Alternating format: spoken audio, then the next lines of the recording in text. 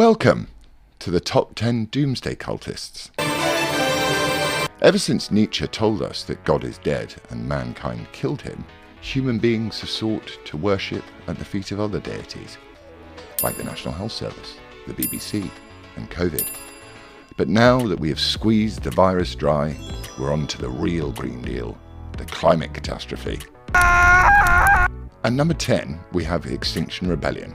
Let's begin with a calm, reasoned assessment of what the future looks like from Roger Hallam, the co-founder of ER, in his cheery missive, Advice to Young People in the Face of Annihilation. Roger says, "A gang of boys will break into your house demanding food. They will see your mother, your sister, your girlfriend, and they will gang rape her on the kitchen table. They will force you to watch, laughing at you. And in the end, they will accuse you of enjoying it. They'll take a cigarette out and burn your eyes with it. You will not be able to see anything again. This is the reality of climate change." He doesn't seem unhinged at all, does he, Rog?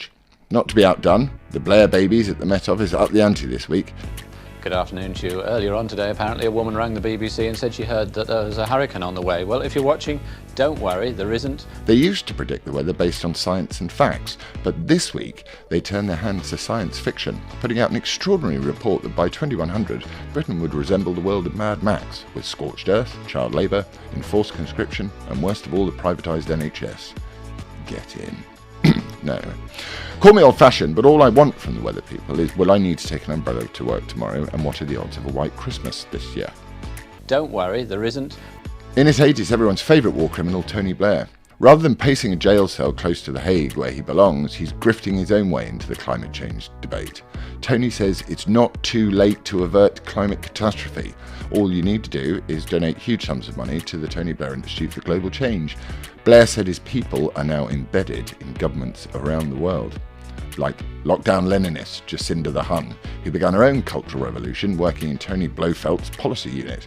I, for one, take Tony's predictions seriously. He does, after all, have direct experience of flattening large portions of the earth with fire from the sky.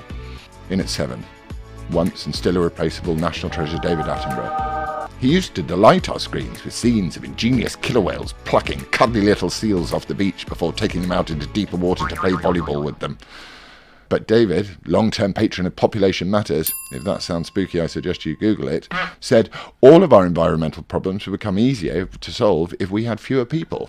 I'm sure I've heard that somewhere before. Anyway, next up at 6 are our old jet-setting chums at the World Economic Forum, who say in the future you will own nothing and you will be happy, which is great for them as they will own everything and they'll be thrilled. At number 5, we have perennial optimist, St. Greta of Thunberg. Or blah, blah, blah.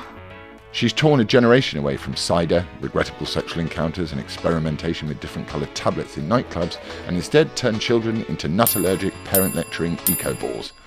Remember the old saying, vegetarians don't live longer, it just feels like they do. Methinks it's time for St. Greta to go back to school. How dare you? At 4, national treasures Harry and Meghan. You gotta give all you gotta give all you got for love. Harry says climate change is one of the 2 biggest challenges facing humanity, the other being their unending search for privacy via long interviews with Oprah. To do their bit for the climate, the royal wokenesses are expanding from their $17 million Montecito estate to somewhere with a bit more room. Betwixt taking private jets to Elton John's house, Harry found the time to attend the fabled Google Climate Change Retreat, to listen to other world-renowned climatologists such as Naomi Campbell, Harry Styles, Leonardo DiCaprio, and Katy Perry. If that doesn't give you hope for mankind, ladies and gentlemen, then I don't know what will. In at 3, modern-day Noah, Sadiq Khan. Each morning, Sadiq stares wistfully at the sky for signs of the Great Flood caused, of course, by the imminent climate change, which he has declared a public health emergency. To counter this, Captain Ulez, Mr. Taxation in the name of salvation, now wants to charge London's motorists by the mile, which will cost him a few quid as he pops out his front door, hops on his bike, cycles round the corner past the paparazzi, drops his bike off with one of his bodyguards, hops into his £200,000 penguin-killing supercharged V8 Range Rover and continues on to work. In at number 2 is Prince Charles. Prince Charles was so concerned that COP26 was literally the last chance saloon to save the planet from runaway climate change that he put down his silver spoon, had his butler clear away his egg and soldiers, took a golf buggy a mile down the corridor of one of his 7 mansions, straight to the helipad and then on to his private jet to Glasgow. Thank you, Your Highness. You don't have one of these teleprompters? No. Prince Charles says that we have a dangerously narrow window to act, and I agree with him. Her wonderful Majesty won't be around forever, and we have a dangerously narrow window to make sure that this eco-mentalist doesn't ever take over the throne.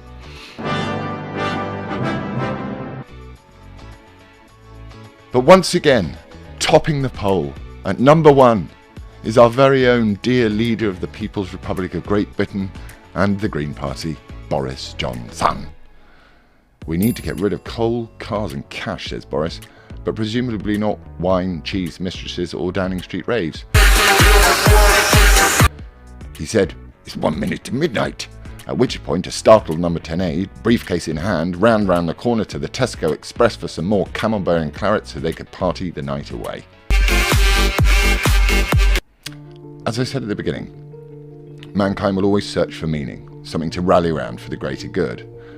But instead of celebrating the innovation that children can bring into the world, we're teaching them that they are the very problem themselves. That's not good for mankind. But don't worry, chaps.